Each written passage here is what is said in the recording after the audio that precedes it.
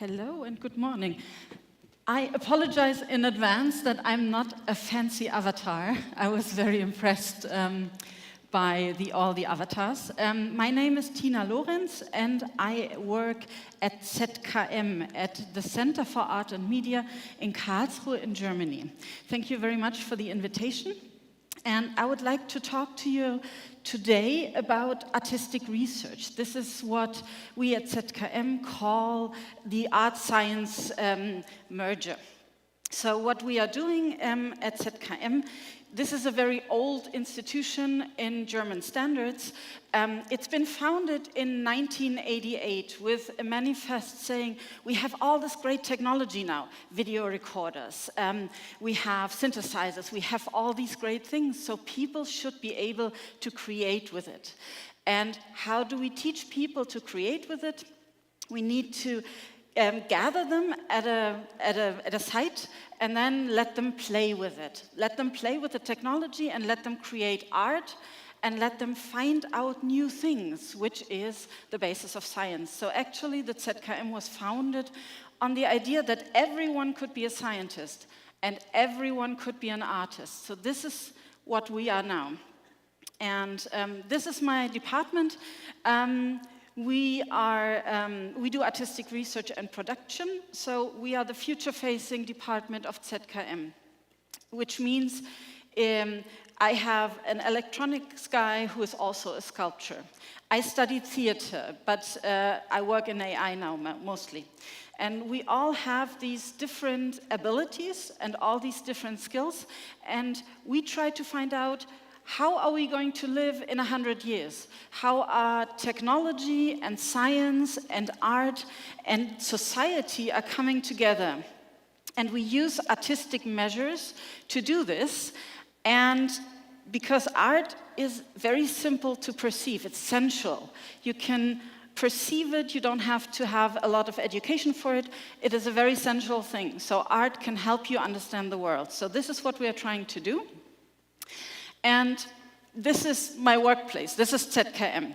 It is an old munitions factory from the Second World War. We are trying to fill it now with culture and life and diversity and to make it new, to fill it with another purpose. We have 15,000 square meters of exhibition space, so we have a big exhibition department as well.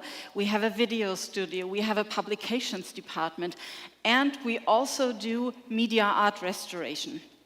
I went yesterday to see the Daejeon Museum of Art and the Fractal Turtle Ship, because Daejeon also has this very old connection to media art. And when I saw the 309 or 10 TVs that are built into the Fractal Turtle Ship of Nam June Paik, I knew exactly what it takes to keep this work alive. So keeping media art alive is something that we also do, and we know that this is a loving nightmare. So what artistic research is for us? It is a very specific way of looking at the world.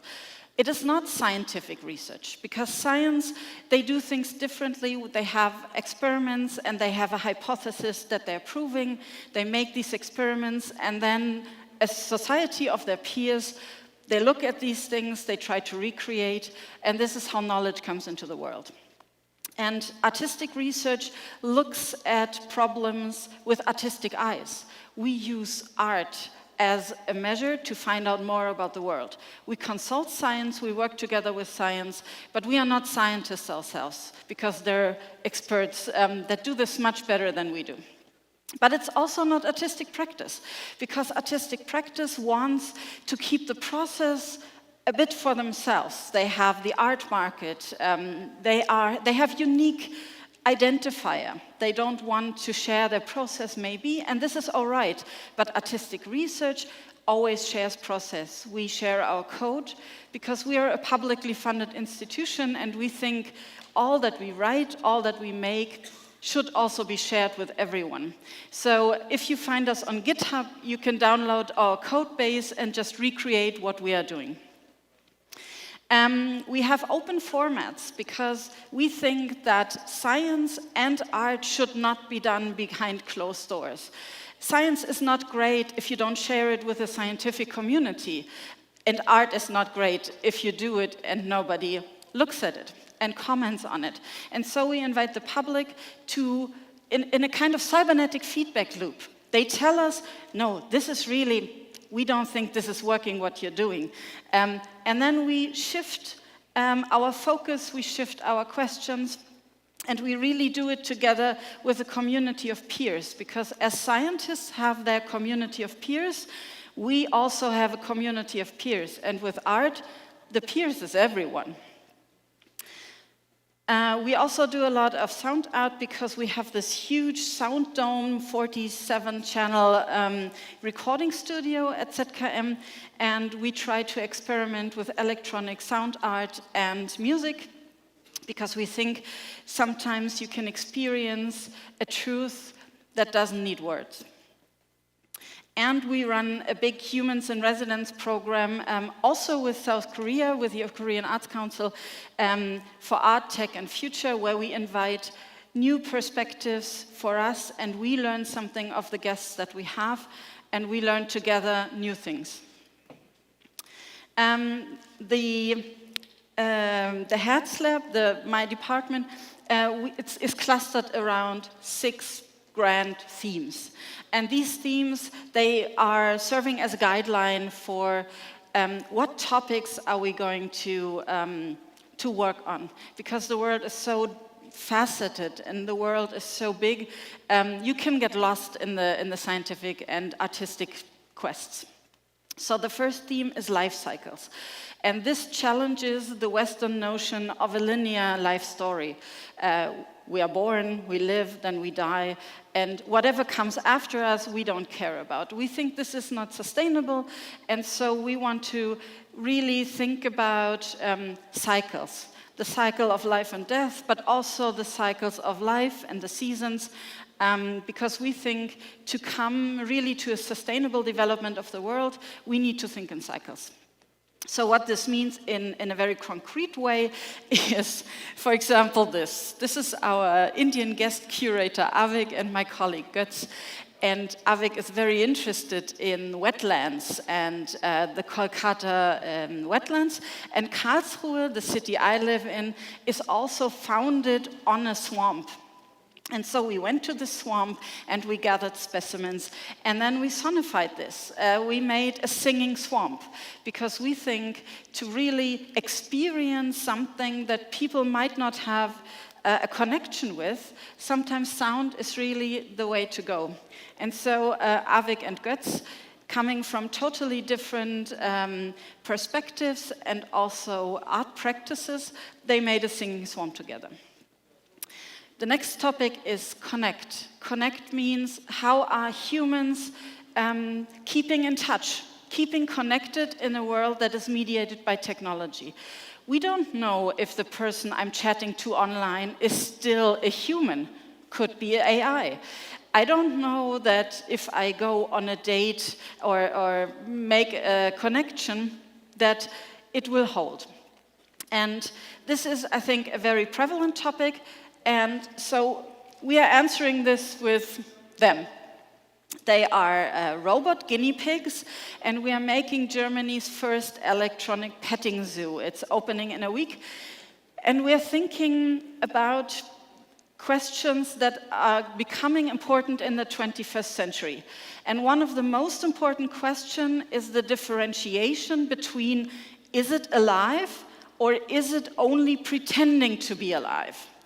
And these robots, they have sensors, and you pet them, and then they purr and they make noises, so they are pretending to be live pets, but they're not, they're robots. And we want to talk to children and their parents about why is this different from a guinea pig? Because if I throw this down, it is just an insurance question. It's a broken machine. But if I let a real guinea pig fall on the floor, I might have hurt something or killed something that has been alive? And this is a very important question. And children don't care about AI, they cannot read, so large language models is not something we can teach them about. So we're using these robots as a metaphor for trying to really tackle one of the big questions of the 21st century. And this is all play, you think. It might be a bit silly, but play is the underlying principle of what we're doing. We think that play and open-ended play can really lead to new discoveries, can really lead also to very deep questions and solutions and answers. So what we are doing with this petting zoo, we have a research a project also attached to it with the KIT, which is the Karlsruhe Institute of Technology, is our big university, and the Institute of Informatics is going to really find out, will children be able, with this project, to differentiate between aliveness and not? Because children think everything is alive. Their doll is alive, their stuffed animal is alive. So it's a really, really difficult question to answer. The next topic is a commons world, which is about that we are all together on one world, but it's also about the commons, the knowledge that is supposed to be for all of us, that is supposed to be available for everyone. And as you can see from this very professional picture, we're going to Mars next year. Because we cannot leave this to the billionaires, we thought. We think the diverse society needs to be there first. But in actuality, what is light and playful here is the idea that everything we would need to settle on Mars is also needed for a climate-changed Earth. But if I tell people in Germany, let's do another climate change project, everybody will say, oh no. But if I say, let's go to Mars, let's play with it, then they're all ears. And I can teach them that we are going to do 5 prototypes with citizen scientists. We are going to talk about habitats, mental health, governance, resource management, and food. And everything we would need on Mars, we also need on an Earth that is changed. So we're going to have a citizen science prototyping phase, then we're going to exhibit these prototypes, but then we are going to put everything the citizen science make on the central square in Karlsruhe, which is called Marktplatz. We will change it into Marsplatz, and we will build the habitat they designed. We will move into there. We will test out the prototypes in a kind of real-life setting. Wish us luck. Let's see how the citizen scientists of Karlsruhe fare, because we will actually try out what it means to be living on Mars in Karlsruhe. The next topic is health and well-being. You all know that we have a well-being crisis. There is so much external influence coming towards us, so mental health and well-being and having a social life, this is all a very important thing. So this is one of our focus topics, and we've decided to tackle this with a concert series. We made a concert series named Turns, where we explore the sonic dimensions of health and well-being. What are sounds that make us feel good? What are sounds that make us feel not so good? And how can we use that in a very specific way? Then we have the topic of post-human world. We want to kind of take a hard look at the Anthropocene and see where more than human actors or non-human actors fit into the world, because the world is more than just us. The world is comprised of so many different entities and things that could be virtual and algorithmic, that could be bacterial and natural, but we are not the only players in this world. So what we did in that topic is we made a VR piece last year. It's called Spectral Haven. It's a VR experience about artificial general intelligence. And it's based on the books of Ray Kurzweil. You may know The Singularity is Near, and he recently wrote The Singularity is Nearer, because he wants to merge, or he wants us to merge with AI. And he says, the world is going to be so much better if we merge with AI. He doesn't say how, but he says yes. And we made a piece that is positing this as a given.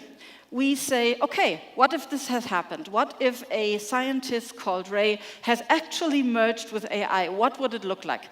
And in order to do that, I 3D scanned, I made 800 scans of buildings of 8 cities, and if you look closely in the background, you can see that I've also gone to Korea for this one. But we combined this and made a city for self-driving cars, and this is one of the levels in the VR experience. And the last topic we are concerned with is fellow futures, because if you have read American science fiction from the 1980s, you know that this is our Tuesday now. So a lot of dystopian science fiction is just something that is happening now. It might be great, it might be not so great. And we are interested in science fiction and in narratives of the future that are specifically not, as for example, how does a person whose island is not there in 50 years because of climate change, how does that person see the future and write science fiction? And in order to enable artists to do so, we are going to make a project next year, early next year. It's artist-led AI, because we think a lot of artists, they might not want to do their own fine-tuning, they might not want to be IT specialists. They want to write poetry, they want to write art, and we are going to help enable artists and writers to retrain, to fine-tune their own large language models.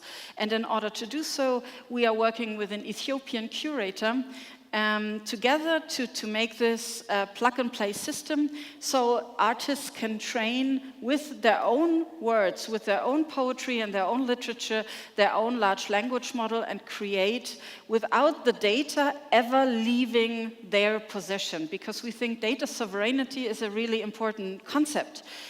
Data doesn't have to go to America, for example. It can stay local.